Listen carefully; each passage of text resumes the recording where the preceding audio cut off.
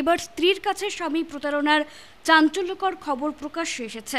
স্বামীর সর্বস্ব হাতিয়ে প্রেমিকের সঙ্গে ঘর করার অভিযোগে আদালতের দ্বারস্থ হলেন অসহায় স্বামী। ঘটনাটি চুরাইবাড়ি থানার অন্তর্গত পূর্ব ফুলবাড়ি পঞ্চায়েতের খাদিমপাড়া ৩ নম্বর ওয়ার্ডের। জানা গেছে, এলাকার বাসিন্দা বছর ৩০-এর সাবুল মিয়া বিগত ২.৫ বছর আগে প্রতিবেশী রাজ্য আসামের বাজারিছড়া ঝেরঝেরি গ্রামের সফলা বেগমকে ইসলাম ধর্মীয় রীতি মেনে বিবাহ করেন। কিন্তু কিছু বছর ভালো কাটলেও গৃহবধূ সফলা ও তার মা সালেমা বেগম মিলে স্বামী সাবুল মিয়া থেকে সাহায্যের নামে দফায় দফায় অর্থ নিয়ে প্রায় ৯ লক্ষাধিক টাকা হাতে নেন। সাবুল মিয়া তার স্ত্রী সফলা ও শাশুড়িকে টাকা ফেরত দেওয়ার কথা বললে শুরু হয় অশান্তির। একসময় তাদের মধ্যে বিবাদ বাড়লে স্ত্রী সফলা বেগম আরও টাকা সহ অন্যান্য সামগ্রী নিয়ে নিজের ঘরে চলে যায়। পরে সাবুল মিয়া জানতে পারেন যে তার স্ত্রী সফলা বেগম পূর্বে আরও 3টি বিবাহ করে এ ধরনের ঘটনা সংঘটিত করেছেন এবং অন্যান্য যুবকদের সঙ্গেও অবৈধ সম্পর্ক রয়েছে তার স্ত্রীর।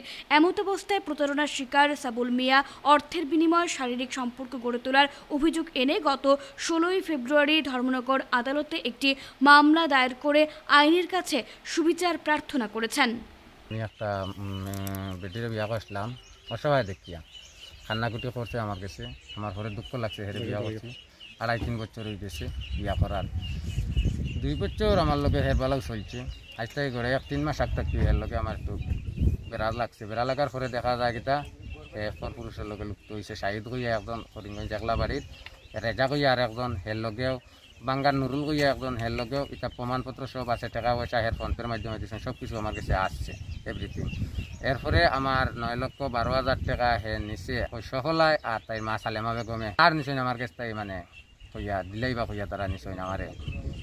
এখন আমি যখন তারা পরপুরুষের লোকে ধরছি, তারা কইছে আমার টাকাগুলা দেও। তারা আমার কাছে আমার টাকাও দিতে নাই, নমাও নিতে নাই। তারা নমাও লাগতো না, সারানিও লাগতো না তারার মেয়ে। আর তারা যা যা কাজ করবা গুনার কাজ সবর বাগি আমি। এখন আমি সুস্থ বিচার, আমি ধর্মনগর কোর্টে ফৌজদারি কোর্টত মামলা করছি এর উপরে। আমার সুস্থ বিচার লাগে। আমার টাকাগুলা যদি নে দিলাই, সে শাহিদের লগে যাক, কি রেজার লগে যাক, কি নুরুলের লগে যাক, বাঙ্গা বাজার কাপড় ব্যবসায়ী নুরুল, যেসার লগে যাক, আমার কোনো প্রয়োজন নাই। আমার টাকাগুলা হইতাম।